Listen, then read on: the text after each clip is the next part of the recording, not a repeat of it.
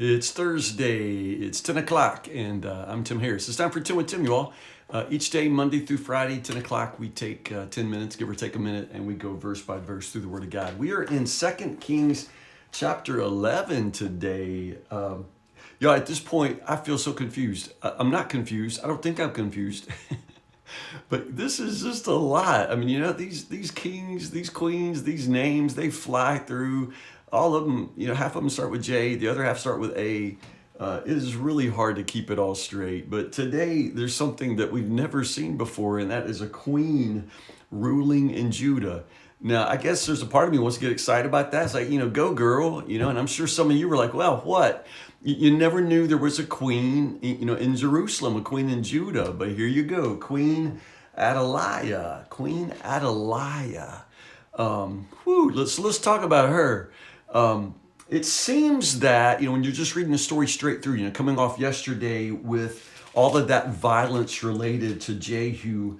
Jehu, of course, is sort of fulfilling the prophecies of Elijah and seeing to it that all of the Omri dynasty, you know, the family of King Omri, King Ahab, Jezebel, all of those Baal worshipers are completely eliminated from the land. And so that's what Jehu was doing in his own imperfect way. He had this bloody, you know, tear through and effectively removes the royal families, a good bit of the royal family in Judah, and all of the Baal worshipers. And so that violence now that has happened in the northern kingdom in Israel now spreads toward the south, spreads into Judah, and it picks up with Queen Athaliah. Now, as I said, a substantial part of the Jerusalem royal house has already been destroyed by Jehu in chapter 10. And so it looks like Queen, you know, Athaliah is just going to continue that. Which at first, if you're just reading and not really thinking closely or following this well, you might just think, well, you know, you go, girl. She's doing good. You know, she's going to continue that right on straight through in Judah. But that's not what's happening. She's not a good girl. She's not necessarily the Jezebel of the South, but in some ways she is. And you probably need to get used to that. In the scripture, although she's called queen, remember that she was the queen mother under King Ahaziah. That was her son. She was the queen mother in Judah during Ahaziah's short reign. And so the queen mothers always have a certain amount of power. I've pointed that out to you once or twice. They're always named. They seem to have prominence. And Queen Athaliah takes advantage of this moment to promote herself. Now, who is she? We've seen her before. If you remember, and I don't expect it to because it's just way too much.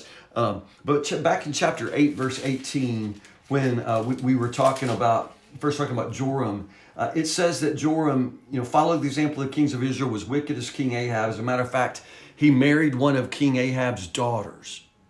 So it doesn't name her, but that tells us right there that Athaliah, she's Ahab's daughter.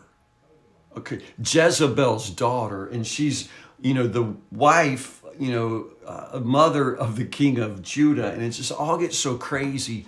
So I don't think that you can say that she's continuing, you know, the anti-Baal, you know, anti-Omri dynasty work of Jehu. She's doing the opposite.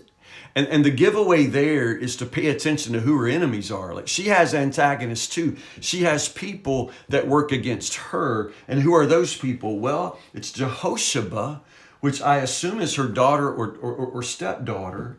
And then Jehoiada, Jehoiada the priest. Now, Jehoiada, it comes across to me as a really good man. He sees an opportunity to usher into shepherd newness into Judah, the kingdom of Judah, the dynasty of David, and he seems to do it effectively. So I think he's a good guy. And it doesn't say it here, which is frustrating, but 2 Chronicles chapter 22, I think it's verse 11. It's the same story being told in the Chronicles, but there it tells us that Jehoshaphat is actually married to Jehoiada. So they're husband and wife. She's the pastor's wife, the priest's wife. And they're the ones working against Athaliah. So that's part of what tells you Queen Athaliah, she's not working out of good motives here. Now, the other kind of giveaway is though she becomes queen, we don't get the royal formula. When we read, and there's a new king, it always will tell us, now Queen Athaliah, she was 37 when she became ruler in Judah, and she reigned. We don't get those formal declarations of either her installation or, her succession. So in that sort of, sign there, you realize that Queen Athaliah, this is not considered a legitimate reign. Her rule is not continuous, it's discontinuous. It's an interruption, and she's not seen as legitimate. Now, if that breaks your heart because you really wanted girl power, you really wanted to root for somebody, well, just root for Jehosheba because she's awesome. Jehosheba is Athaliah's daughter or stepdaughter. It's not clear. But Jehosheba acts in an amazing way. And it's just funny. It seems like throughout history, when a nation is going down the toilet, it's a child who represents hope. It's the birth of a child or the existence of a child, whether it's Moses, under Pharaoh, or Jesus, it's a child that seems to embody the hope here. And the infant son here is Joash. He's one of Ahaziah's infant sons. So we're talking about, Athaliah's own grandson. I mean, again, it makes my head want to explode trying to keep it all straight. But Jehosheba seizes this infant son. He must be about 1 because Athaliah is going to reign about 6 years. And then when the boy is 7, he's going to be crowned king. And so he's probably about 1 year old when Jehosheba and Jehoiada, they kidnap him. I mean, they take him and they keep him in the temple. Again, it's almost like this picture of Samuel or something, but it's just this idea that he's being protected in the very house of God by the priest of God, Jehoiada, the leading priest. And so Athaliah, I guess she does her thing. We don't have a whole lot about her, reign, except that, mostly it's just this, this desperate trying to hang on to the power and probably, make no mistake, trying to perpetuate Baalism. Again, she's Ahab's, daughter. She's Omri's granddaughter. She's Jezebel's little girl, So chances are she is a Baalist. She's trying to maintain the presence and prominence of Baal, even in Judah. Okay, so anyway, in the 7th year of Athaliah's reign, Jehoiada the priest summons the commanders, the Karaite mercenaries. You don't have to know who they are. I don't know who they are. Nobody really knows who they are. They're only sort of mentioned here. Just they're mercenaries, or probably some sort of Egyptian, perhaps, or Cilician soldiers who are somehow under hire here in Judah. So the Karaite missionaries, the palace guards, are all told to guard. So obviously, Jehoiada recognizes that what he's doing is a great risk. There's great danger here. It really is a coup, trying to install a new king while Athaliah assumes that she is reigning. So they do this all in the temple. Ordinarily, this sort of installation is a very, very public matter, but this is too dangerous, so it's there in the temple. Athaliah, hears noise.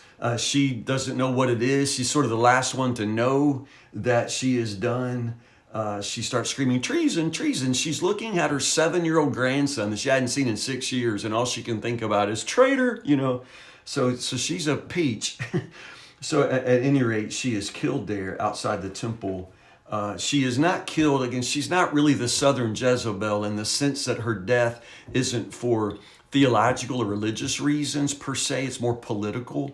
But nonetheless, she is eliminated. And from there, though, notice this, the very next thing Jehoiada does is to renew the covenant between God, the king, and his people. And did I miss it? We haven't had this in a long time. So once more, I just reiterate that there's something new here. Jehoiada, the man of God, is trying to shepherd in some newness. He has this boy king now before him. And all of this is done with incredible knowledge of what God requires and what God asks of the king and of the people. And the amazing thing here is that once more, it's like this restoration of the people. We don't even hear about the people, through all of this mess, but the people once more are part of this, and this covenant with God is renewed, and the Baalism, the temple of Baal, and all of the signs of Baal worship are removed from the land. And then at the end of the story, verse 21, Joash is 7 years old when he becomes king. He's 7. I'm really anxious to see what happens, aren't you? I mean, don't you just really want to see what becomes of this boy, what becomes of the kingdom? Because this really sounds like a new start. Now, yesterday, I was complaining because Jehu, that was so bloody and terrible. And honestly, in 2 Kings, I was kind of getting tired of that back and forth, one bad king to another bad king. And then it turns out everybody's related to Ahab and Jezebel. And then, thought Jezebel's never going to die. And it's just, I got weary of the fact that nothing ever changes. It's just one king, one bad king after another bad king. And then somebody comes through and kills everybody. But then everybody that's left ain't worth living either. I mean, you know what I mean? It's just like, when's it ever going to change? And all of a sudden, out of nowhere, there is this hope with this child, this faithful man and his wife, and perhaps something new can happen. God is always on the side of something new. And just about the time you and I would quit and throw it all in, God is still ready to start new with his people when he can find somebody faithful. He finds somebody faithful here with Jehoshaphat and Jehoiada. And I pray that this young King Joash is going to become a man of God. We'll find out. Pick up right here tomorrow. Chapter 12, another short chapter. Chapter 12, verses 1 to 21. We'll pick up with the reign of the boy King Joash. I'm looking forward to it. I love you guys. Have a good Thursday. I'll see you in the morning, Lord willing, 10 o'clock for 10 with Tim. Stay in the Word, and I'll talk to you later.